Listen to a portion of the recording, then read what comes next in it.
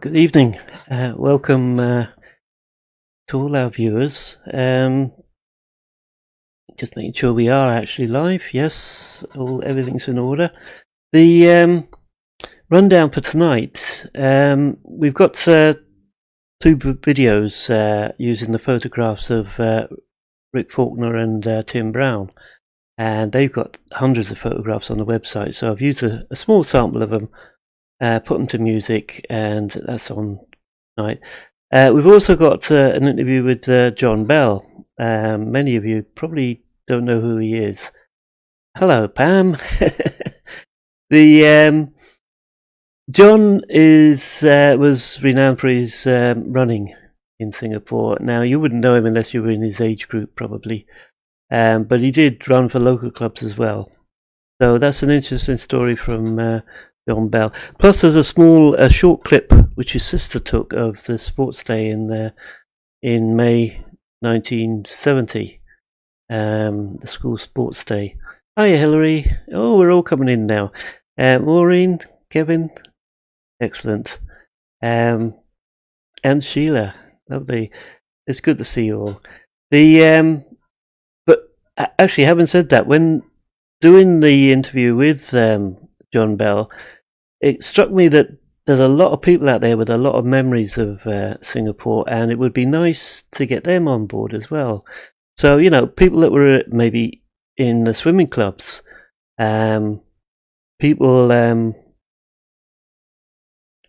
John's asking how he can tune in. Now that's interesting. I thought you would have known. I'm just talking about him. Wait a minute, let's see. If I can message him quickly. Oh.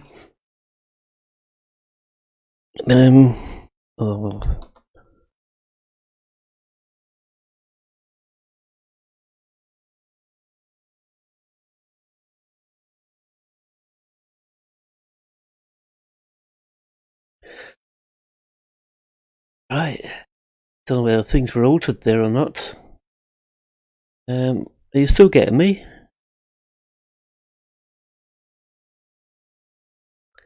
Dave Forbes from Edinburgh. Hi, Dave.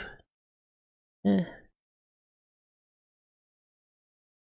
That's good.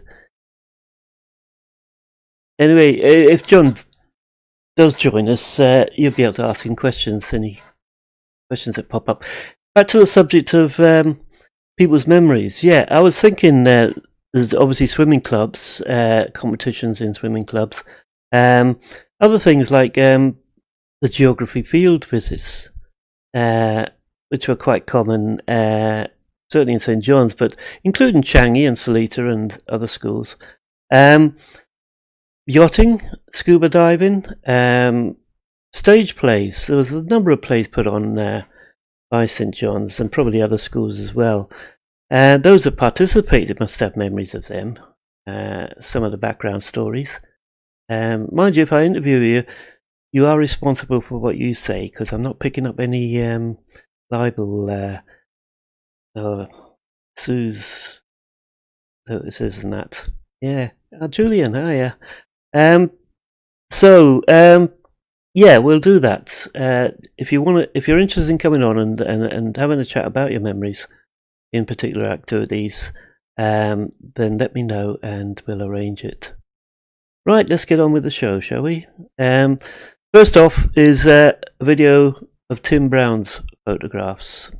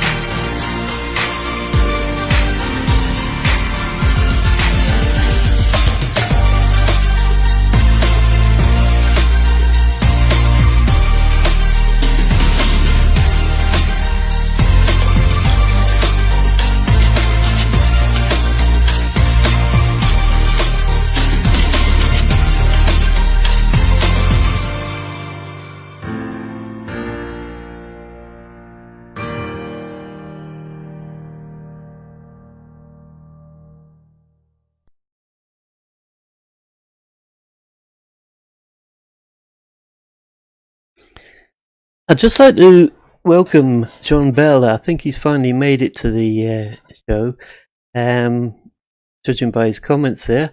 So, anybody who's got a question for John can ask him directly. Also, Pam's just reminded me that to give a shout out for Frankie, as she is having surgery tonight. She's one of our regular viewers. So, wishing her well and hope for a speedy recovery there. There was somebody else who normally views tonight who's not going to be with us. I can't think who it was. They did mention it before. But anyway, yes. So John Bell has timed this nicely because we're just about to start his interview. And then after the interview, we got the short film of John actually running at the sports day, which his sister recorded. So here we go. So welcome to the program, John.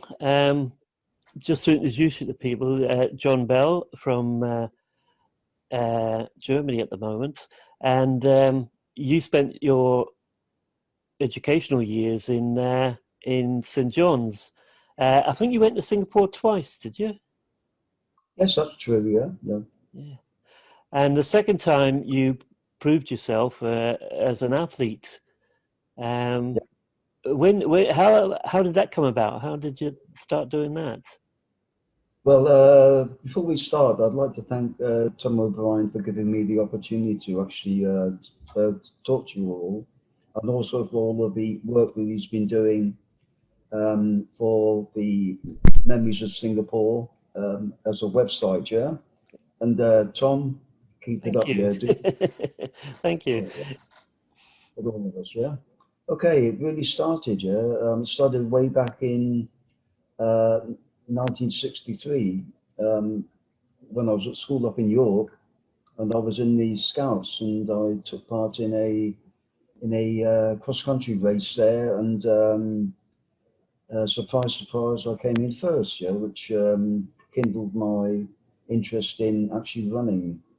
When we moved down to Deep Cut, where my dad was posted, I obviously went to school down there at the Chobham secondary school, and there I was also on the athletics team and also the cross country team. And then from there, stayed there until my fourth year. And one day my dad came home and he said, "We're off to Singapore." And that come about because the British government at that time, in July 1967, made the announcement that they were going to pull out from east of Suez by the end of 1975. But obviously, things had developed. The pound was devalued. Um, they decided to change the date in January 1968. And so, because my dad had been working in Kenya with the handover to the Kenyan government, he was obviously one of the candidates to come out to Singapore to do the very same task as he did in Kenya. So we got posted out in August 1968. First of all, we went to Johor Bahru, where he was involved in the running down of the jungle school in Johor Bahru. And obviously, as dependents, we travelled. We were actually enrolled into St John's Comprehensive School in Singapore. So we had to travel every day over the causeway, backwards and forwards from Singapore. And because I from Johor Bahru to Singapore, because I've been running at that time, it's obviously automatically that I would also run and participate in cross country and athletics at the school, and which is basically what I did. Yeah, and but I was also interested in the sort of local athletics scene, and that. So in fact, the first race I took part in, yeah, was the King of the Mountains race, which ran past Kent Ridge and then down along the Pasirpanjang Road, did a left turn, and then we ran all the way up from the bottom of the Pasirpanjang Road, all the way up onto the top of Mount Faber, and there I finished as a 15-year-old. I finished first junior, and I think about 12th 12th finisher, and that. So I was obviously reasonably well in my running at that time. We moved to Singapore at the start of 1969. We moved on to the Chippy Estate into number 12 Jalan Putrajaya. And so the journey to the school was shortened. And because I was in Singapore, I got in contact with the best running club in Singapore, and then joined them. They were called the Swifts. And there I joined them, and then took part in the local running races, and also because my dad was in the army, I was also taking part in the army races as well, plus also participating for the school as well in different events. 1969, I took part in the obviously for the school cross country, and also the athletics in the first of all the district events, where I finished 4th in the cross country, and then got picked for the team for the Pasirpanjang district, where I took part together with Harry Crone, who had also been picked in the national cross country event, where I finished in 14th place. And Harry and myself were in the second team, and both of us got school colours in 1969 for our cross-country running. Yeah? Then after that, we had the school athletics, which was in taking part in Dover Road, where I ran the 800 metres and also the 1500 metres. I won the 1500 metres in the school record as a boy, and I got pipped into second place by John Scott in the 800 metres, and he was a specialist in the 400 and the 800 metres, and he was awarded the senior boys, the junior boys best performance of that year. Come 1970, I was obviously running a lot better, because I'd done a lot more training, and I was running a lot more on the local athletic circuit. And come the in 1969, the athletics championships participating for the school, the Pasirpanjang athletic championships. We the 4x400 team at that time, which consisted of myself, John Scott, Harry Croon, and Mike Wigley, came in second place in the 4x400 meters. We got picked to actually run for Pasirpanjang at the national championships. There we won our heat, and then we reversed the we reversed the placings with Gang and Seng, I think it's school, which we actually won the national 4x400 championships for the B-boys in that race. at the same championships, a girl called Sally Munro, she actually won the 800 meters. And in fact, Sally was the only girl from the school who actually held a school national, Singapore school national record for the 800 meters. Yeah, John. You mentioned previously that you were active in the local athletics scene.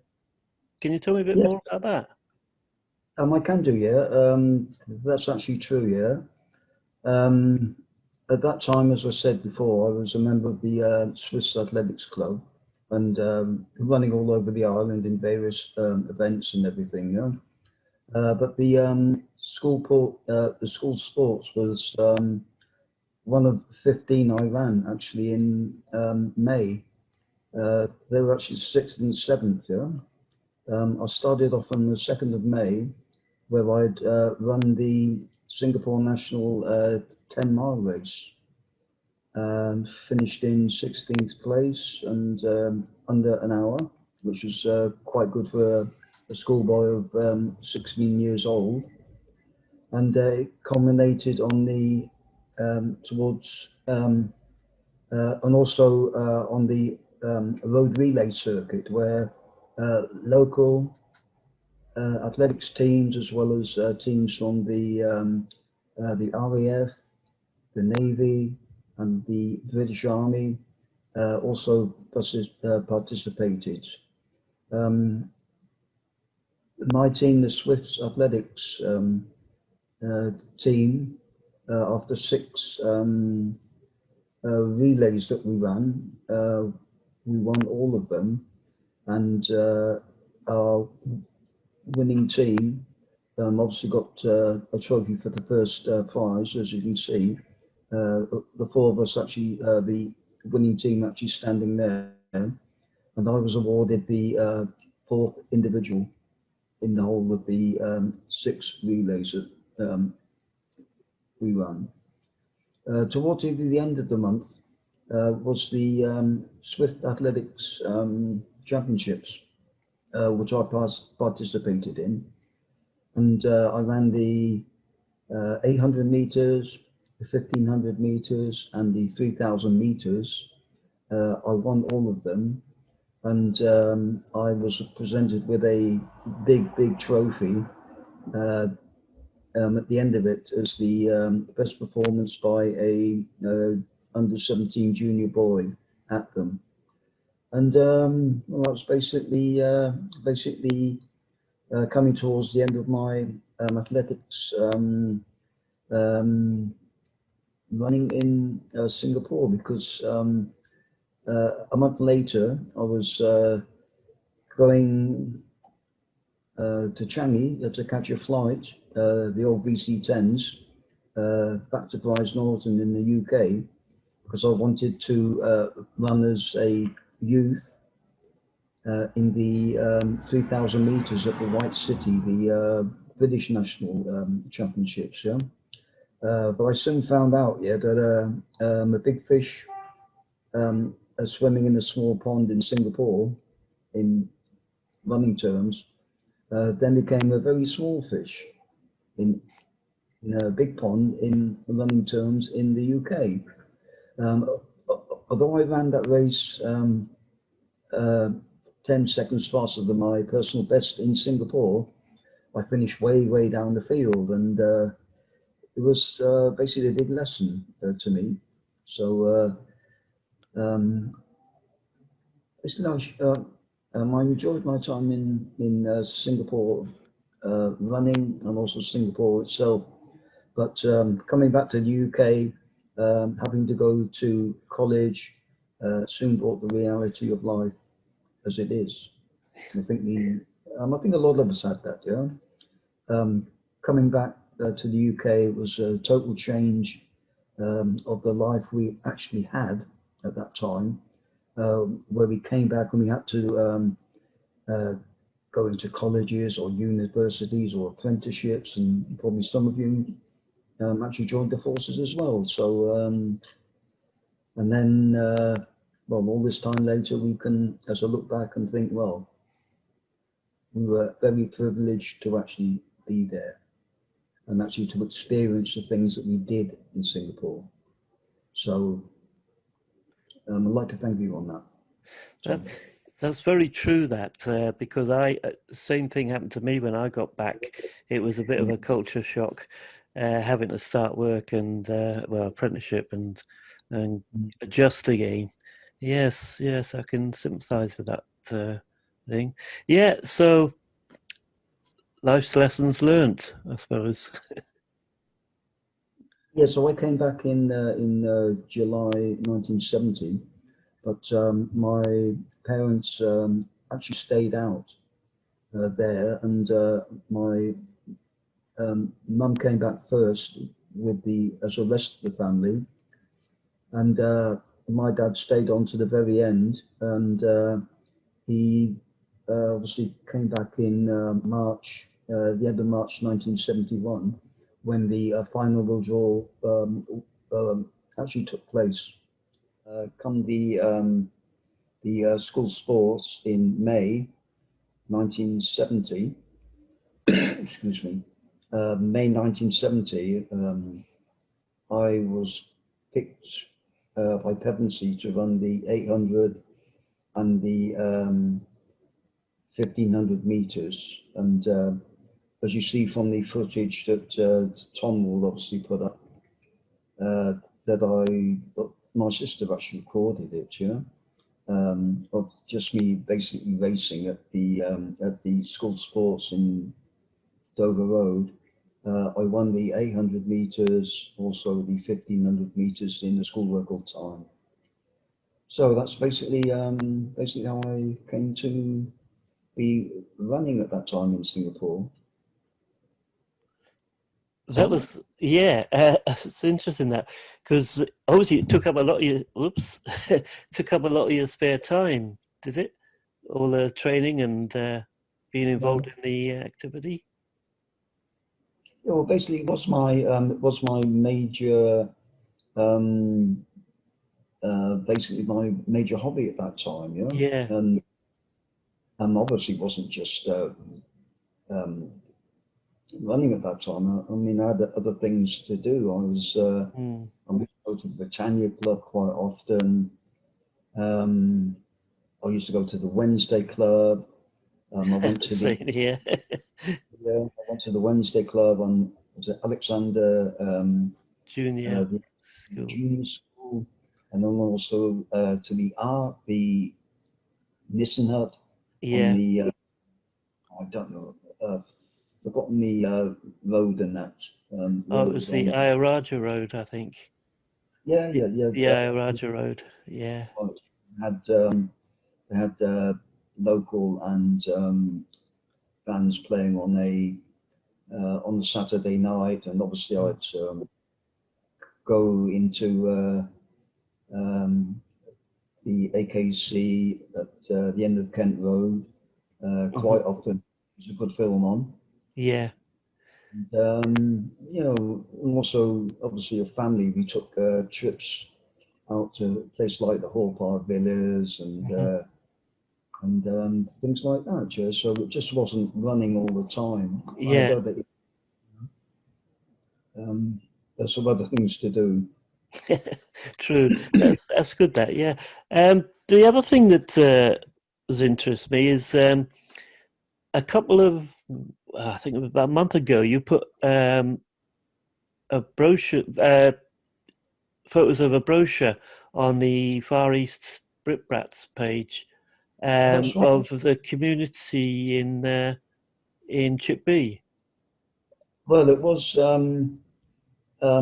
actually a project from the O House Singapore group, yeah, and you'd actually emailed me um, to ask if I'd like to take part in it, and I said yes, and you gave me the email address of a woman called Bernie Tang, who was actually the coordinator, um, and we started emailing each other.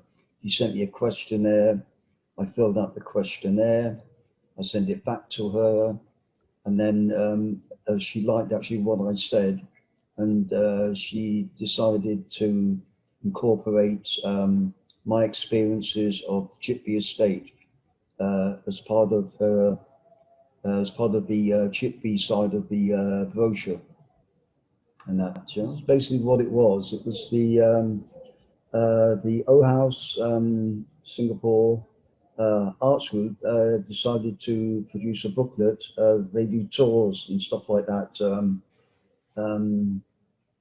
and they decided to do one about, as you see, Singapore's oldest bohemian enclave, as such, yeah, called it an enclave, yeah. And my involvement was producing or helping produce this booklet, which was about Chipby Gardens, but we called it Chipby Estate at that That's time. right. Yeah? In our time, it was the estate. Yeah. Basically about my experiences of Chipby and my time in Singapore, such as a 15, 16-year-old schoolboy. Yeah, and as I was saying, because you've uploaded the contents to the Far East, was it the Far East Brisbats or was it St John's page? As well, their Facebook as well. So Yeah, if that's what. anybody, they can actually read it there. Yeah, was it St John's page or was it the Far East Brisbats? First of all, the St John's page, and then somebody asked me if I'd put it on to the Far East page. Right, which, they shared it. Yeah, good. Yeah, it's just so if anybody's interested in reading it, they can go and look it up there. Excellent. Thank you to you, John Bell, for participating in this program and giving us your memories of your time in Singapore. Thank you very much. that's no problem, Tom, and thank you for actually having me on.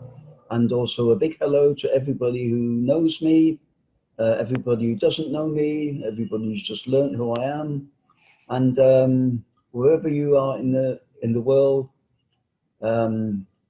be healthy and please stay safe. Thank you. Well, that was pretty interesting interview. Another thought. Whoops! I'm just kicking the place apart. Oh, cramp in my leg. That's why I'm stretching out. Yeah, another interesting thought I had when that was on was, and I've forgotten it.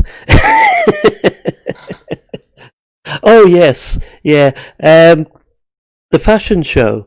Anybody that was involved with that, St John's Fashion Show, must have some memories of how it worked and what was involved. So if they can get in touch with me, we'll get their memories on this show. Okay, straight on to John's Sports Day film. Hello, I'm John Bell of Pevensey House. This footage was filmed by my sister at the 1970 school sports day. This is the lineup of the 800 metres. The boy in the blue vest is a guy called John Scott. He was a very good runner who won the 400 and 800 metres the year before as a junior boy and got the best performance on that day. This is us coming into the home straight at the end of the first lap. That's where the footage stops, but I had a 2 metre advantage on him then, and I went through to win the race in a school record time. This is the start of the 800 metres. The guy in the yellow is a guy called Harry Crone. Harry Crone, Mike Wigley, John Scott and myself won the 4x400 metres race in 1969 at the Singapore Schools National Championships. For that we got our school colours, which meant you basically got a different tie which had a stripe on it, yeah. But this is at the end of the first lap, yeah, coming into the back straight. This is the second lap now, yeah. By that time, I'd started to pull away from them because basically I'd been running all the time in Singapore for an athletics club, the Swiss Athletics Club, and so I was fairly well trained at that time. Yeah. Right, so coming round, if you see in the background, yeah, it's you probably get a better glimpse later on of Dover Road. That's where the swimming pool is, yeah. So coming up to the last lap, yeah. You see, it's quite hot there, so it's obviously we're running probably about 2 o'clock in the afternoon. And I think everybody who'd ever been out there knows what like 2 o'clock in the afternoon is. So coming into the home straight, nice big effort, putting a nice big effort in a minute.